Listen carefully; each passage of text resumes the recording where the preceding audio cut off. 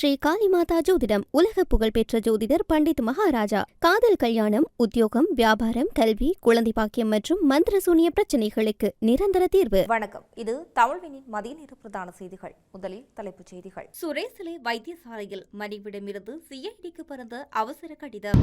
2.5 million மாய முக்கிய கலந்துரையாடல்களுக்காக கூடவுள்ள கோப் குழு. இலங்கையில் புதிதாக வாகனங்களை வாங்கியுள்ள லட்சக்கணக்கானோருக்கு வெளியான அறிவிப்பு. கொழும்பில் ஹோட்டல் ஒன்றுக்குள் பெருந்தொகை டாலர்களுடன் சிக்கிய பெண்.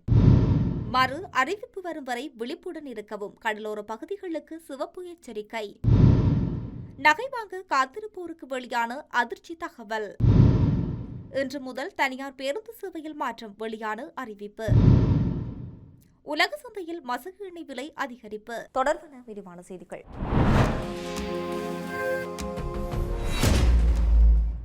அரசு புலனாய்வு சேவையின் முன்னாள் பிரதானி சுரேஷ் சலேவின் மனைவி குற்றப்புலனாய்வு திணைக்களத்தின் பணிப்பாளர் ஷானி அபேசேகரவுக்கு அவசர கடிதம் ஒன்றை அனுப்பியுள்ளதாக தகவல்கள் வெளியாகியுள்ளன. சுரேஷ் சலே அவசர சிகிச்சைக்காக கொழும்பு தேசிய வைத்தியசாலையில் நேற்று அனுமதிக்கப்பட்டுள்ளார். இந்த நிலையில் அவரது மனைவி அனுப்பியுள்ள கடிதத்தில் அவர் கணவர் சுரேஷ் சலே தற்போது கொழும்பு தேசிய வைத்தியசாலையில் அனுமதிக்கப்பட்டு சிகிச்சை பெற்று வருகின்றார். வைத்தியசாலையில் சிகிச்சை பெற்று வரும் எனது கணவரை எனக்கும் எனது பிள்ளைகளுக்கும் தூரத்திலிருந்து பார்ப்பதற்கு மாத்திரமே அனுமதி வழங்கப்பட்டுள்ளது. இவ்வாறானதொரு சூழ்நிலையில் எனது கணவர் சார்பாக சட்ட நடவடிக்கைகளை முன்னெடுத்து வரும் சட்டத்தரணிகளுக்கு அவரை சந்திப்பதற்கான அனுமதியை வழங்குங்கள். எனது கணவர் தற்போது மேற்கொண்டு வரும் ஆபத்தான உண்ணாவிரத போராட்டத்தை கைவிடுவதற்கு அவரை ஊக்குவிக்க சட்டத்தரணிகளின் சந்திப்பு பெரிதும் உதவியாக இருக்கும். இந்த தீர்மானம் மிக்க இக்கட்டான தருணத்தில் எனது கணவருக்கு மருத்துவ சிகிச்சை மட்டுமன்றி சட்ட ரீதியிலான மற்றும் மன ரீதியான ஆதரவு மிகவும் அவசியமானதாக இருக்கின்றது என தெரிவித்துள்ளார். ரேசரிலிருந்து செலுத்தப்பட்ட 2.5 மில்லியன் அமெரிக்க டாலர் நிதி இணைய குற்றவாளிகளிடம் சென்றடைந்த சம்பவம் தொடர்பாக அரசாங்க நிதிகள் பற்றிய குழுவில் கலந்துரையாடப்பட உள்ளது. அதற்கமைய நாடாளுமன்ற உறுப்பினர் ஹர்ஷடி சில்வா தலைமையில் அரசாங்கம் நிதி பற்றிய குழு என்று பிற்பகல் கூடவுள்ளது. இந்த சம்பவம் தொடர்பாக திரைசரி தயாரித்துள்ள அறிக்கை குறித்து விசேட கவனம் செலுத்தப்பட உள்ளதாக தெரிவிக்கப்படுகின்றது. நிதி அமைச்சின் செயலாளர் கர்ஷன சூரியபெரும மற்றும் மத்திய வங்கி ஆளுநர் கலாநிதி நந்தலால் வீரசிங்க ஆகியோருக்கும் அரசாங்க நிதிகள் பற்றிய குழுவின் முன்னிலையில் முன்னிலையாகுமாறு அறிவிக்கப்பட்டுள்ளதாக தெரிவிக்கப்படுகின்றது.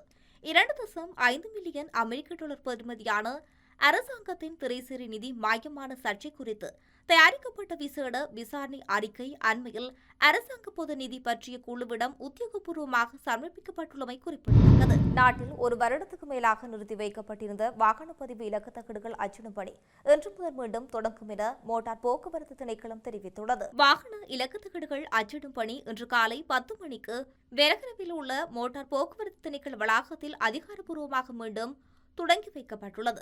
மோட்டார் வாகன பதிவு தகடுகள் அச்சிடுவதற்கான ஒப்பந்த புள்ளிகள் ஏற்பட்ட சிக்கல் காரணமாக 2025 மே 16 அன்று பதிவு தகடுகள் அச்சிடும் பணி நிறுத்தப்பட்டிருந்தது. மோட்டார் வாகன பதிவு தகடுகள் அச்சிடும் பணியை மீண்டும் தொடங்குவதற்காக பேருந்து, நெடுஞ்சாலைகள் மற்றும் நகர அபிவிருத்தி அமைச்சு, மோட்டார் போக்குவரத்து திணைக்களமும் தெற்காசிய தொழில்நுட்ப நிறுவனத்துடன் மார்ச் 10 அன்று ஓர் ஒப்பந்தம் செய்து கொண்டன. மோட்டார் வாகன பதிவு தகடுகள் அச்சிடும் பணி நிறுத்தப்பட்டு ஓராண்டு கடந்துள்ள நிலையில் அச்சிட்டு வழங்கப்பட வேண்டிய வாகனங்களின் எண்ணிக்கையில் 4 லட்சத்துக்கும் மேற்பட்ட வாகன பதிவு தகடுகள் சேர்க்கப்பட்டுள்ளது என அந்த அதிகாரிகள் குறிப்பிட்டுள்ளனர்.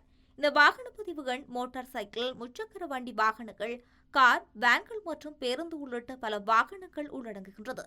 மோட்டார் சைக்கிளுக்கான பதிவுகள் மட்டுமே கிட்டத்தட்ட 2 லட்சம் அச்சிடப்பட உள்ளதாகவும் தெரிவிக்கப்பட்டுள்ளது. கொழும்பில் உள்ள நட்சத்திர ஹோட்டல் ஒன்றில் பெண் ஒருவர் உட்பட 4 பேர் மத்திய குற்றப்புலனாய்வு பணியக அதிகாரிகளால் கைது செய்யப்பட்டுள்ளதாக போலீசார் தெரிவித்துள்ளனர். கைது செய்யப்பட்டவர்களிடம் 6 லட்சம் போலி அமெரிக்க டாலர்கள் கைப்பற்றப்பட்டுள்ளதாக போலீசார் குறிப்பிட்டுள்ளனர். இதேவேளை வெள்ளம்பேட்டை பகுதியில் சுமார் 19 கோடி ரூபாய் பெறுமதியான போலி டாலர்களுடன் பெண் ஒருவர் கைது செய்யப்பட்டுள்ளார். குறித்த பகுதியில் உள்ள வீடொன்றில் தங்கியிருந்த பெண்ணே இவ்வாறு கைது செய்யப்பட்டுள்ளார். பலத்த காற்று மற்றும் கடல் கொந்தளிப்பு காரணமாக காங்கேசன்துறை முதல் மன்னார் வழியாக கல்பிட்டிய வரையிலான கடலோர பகுதிகளுக்கு வளிமண்டல திணைக்களம் சிவப்பு எச்சரிக்கை விடுத்துள்ளது. இன்று காலை 10:30 மணிக்கு விடுக்கப்பட்டுள்ள இந்த எச்சரிக்கை நாளை காலை 10:30 மணி வரை நடைமுறையில் இருக்கும் என வளிமண்டலவியல் திணைக்களம் அறிவித்துள்ளது. இந்த எச்சரிக்கையின்படி காங்கேசன்துறை முதல் மன்னார் வழியாக கல்பிட்டிய வரையிலான கடல் பகுதிகளில் காற்றின் வேகம் அவ்வப்போது மணிக்கு 60 முதல் 70 கிலோமீட்டர் வரை அதிகரிக்கக்கூடும் என்றும் அந்த பகுதிகள் மிகவும் கொந்தளிப்பாக இருக்கும் என்றும் அறிவிக்கப்பட்டுள்ளது.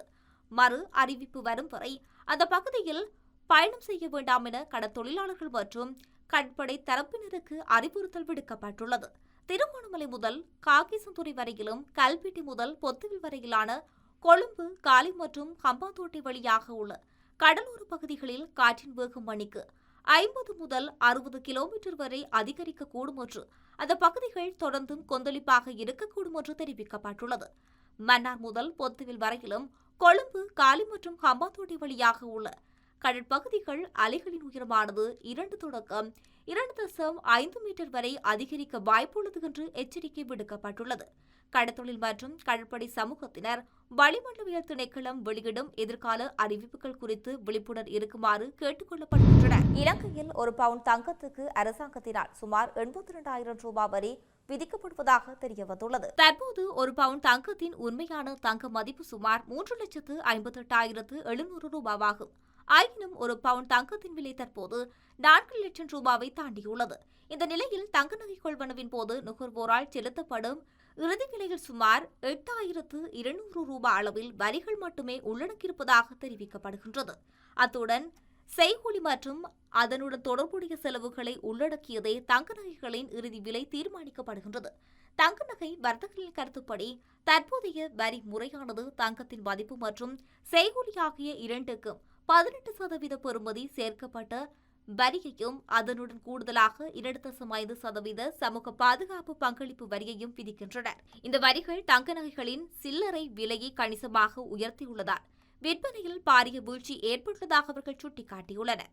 எனவே தங்கம் மீதான வரி அமைப்பை உடனடியாக மாற்றியமைக்குமாறு கொழும்பு புறக்கோட்டை பகுதியில் உள்ள நகை வியாபாரிகள் அரசாங்கத்திடம் அவசர கோரிக்கை விடுத்துள்ளனர்.